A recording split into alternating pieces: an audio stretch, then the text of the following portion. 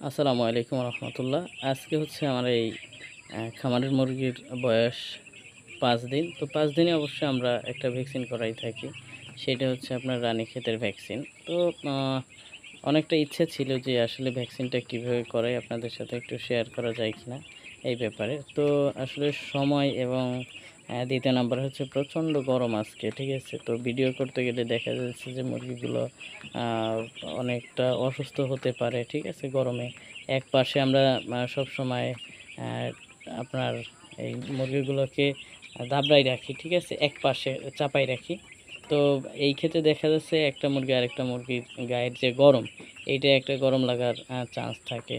এই কারণে হচ্ছে দ্রুত ভ্যাকসিনটা আমরা কমপ্লিট করি আলহামদুলিল্লাহ। আর এই আসলে আমরা যে 5 দিনের ভ্যাকসিনগুলো করাই থাকি, এই ভিডিও আমাদের চ্যানেলে অলরেডি আপলোড করা আছে। যদি আসলে এই সম্পর্কে জানতে হয় তাহলে আমাদের সেই ভিডিওটা দেখতে পারেন। আর আজকে 5 দিনের যে ভ্যাকসিনটা সেইটা হচ্ছে আপনার রানীক্ষেতের ভ্যাকসিনটা করাইছি আমি। তবে একটা রিকোয়েস্ট থাকবে, যারা বাড়িতে লালন পালন করেন এবং খামার পর্যায়ে লালন পালন করেন, প্রচণ্ড গরম পড়ে এখন, কিন্তু এই আপনার রানীক্ষেত এবং গাম্বুরার ভ্যাকসিনগুলো কমপ্লিটলি করাই রাখা ভালো। হ্যাঁ, আমি বলবো যে করাই রাখবেন, কারণটা হচ্ছে এই অত্যন্ত গরমে কিন্তু মুরগিগুলো বেশি অসুস্থ হয়, আপনারা জানেন। হ্যাঁ, ঠিক আছে, ঠান্ডা লাগে বেশি। যারা বিশেষ করে ব্রয়লার মুরগি লালন পালন করেন সেই ক্ষেত্রে বলছি, তাদের জন্য কিন্তু এইটা করানো একদম জরুরি, ঠিক আছে। তাছাড়াও যারা আপনার দেশে মানে বাড়িতে দেখা যাচ্ছে 10টা-15টা মুরগি লালন পালন করেন, ছোট করে একটা পরিসরে খামারের মতো করেন, তারাও কিন্তু এইভাবে ভ্যাকসিনগুলো কমপ্লিট করবেন, ঠিক আছে।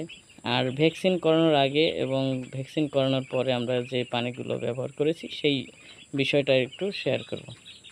ভ্যাকসিন করানোর আগে সকালের পানিতে AD3 এই ঔষধটা ব্যবহার করেছি, এবং দুপুরে ফ্রেশ সাদা পানি, তার সাথে হালকা পরিমাণে আমি ইলেকট্রোলাইট, যেটা গরমের জন্য অনেকটা কার্যকারী, ডায়রিয়াতেও অনেকটা কার্যকারী, সেইটা ব্যবহার করেছি। এবং রাতের পানিতে ভ্যাকসিন সম্পন্ন করার পরে আবারও রাতের পানিতে AD3 দিয়েছি, এবং কালকে সকালের পানিতে আমরা থায়াবিন দেওয়া শুরু করব, এবং টানা 4 থেকে 5 দিন আমরা থায়াবিনটাকে দিব। তো এই ছিল আজকে মূলত ভিডিও। আশা করি বুঝতে পারছেন।